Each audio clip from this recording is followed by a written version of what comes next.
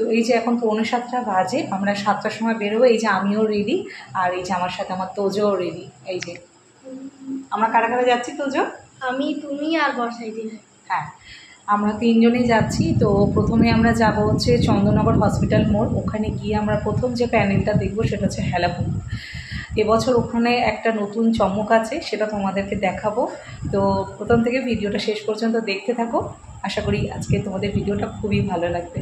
তো কাল সন্ধ্যাবেলায় কিন্তু আমরা একদম রেডি হয়ে গেছিলাম চন্দননগরে যাওয়ার জন্য, আর কালকের ছিল পঞ্চমী।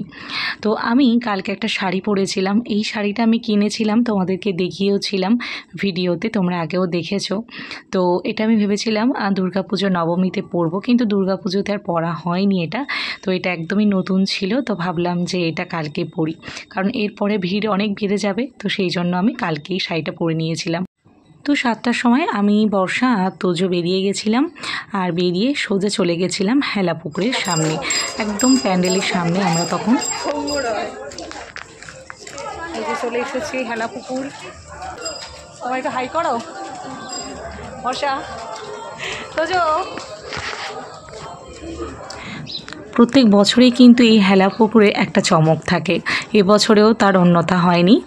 একদম সুন্দরভাবে মায়ের মূর্তিটাকে সাজানো হয়েছে এবছর, তোমাদেরকে আমি দেখাবো পুরোটা। আর এটা হচ্ছে একদম এন্ট্রি গেটটা, এখান থেকে আমরা প্রথমে এন্ট্রি করলাম। এই যে আস্তে আস্তে ভেতরের দিকটা যাচ্ছি, আর দেখো চারিপাশটা কতটা সুন্দর, মানে ভীষণ সুন্দর লাগছিল ভেতরের পরিবেশটা। আর সবথেকে বড় কথা, কালকের যে পঞ্চমী ছিল এটা একদমই মনে হচ্ছিল না, দেখে মনে হচ্ছে যে কালকের অষ্টমী বা নবমী, এতটাই ভিড় ছিল। কালকের হয়তো সানডে ছিল বলে এতটা বেশি ভিড় ছিল। দেখো তোমরা কতটা ভিড় হয়েছে, দেখতে পাচ্ছ। তো যাই হোক, আমরা কিন্তু একদম ভেতরটাতে চলে এসেছি। এবার তোমাদের মায়ের মূর্তিটা দেখাবো।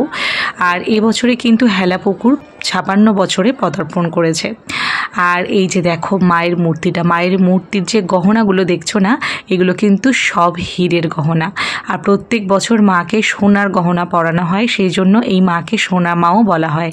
কিন্তু এবছরে একটু অন্যরকম করা হয়েছে, যেটা একটা নতুন চমক ছিল, তোমাদেরকে বললাম। সেই চমকটা হলো এটাই, যে মাকে এবারে সোনা নয় হীরের গহনা দিয়ে মাকে সাজানো হয়েছে।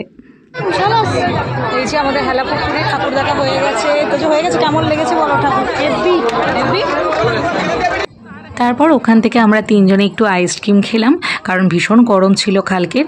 তারপর রাস্তায় আমরা এরকম সুন্দর সুন্দর লাইটিং দেখতে দেখতে আসছিলাম। এরকম আরও অনেক সুন্দর সুন্দর লাইটিং, পূজা মণ্ডপ, মাতৃ প্রতিমা, সব তোমাদের সাথে আমি শেয়ার করব। তারপর আমরা একটু চাউমিন খেয়ে নিলাম, কারণ সবার খুব খিদে পাচ্ছিল। তারপর আরও কিছু আমি প্যান্ডেল দেখেছি, সবটা তোমাদের সাথে নেক্সট ভিডিওতে শেয়ার করব।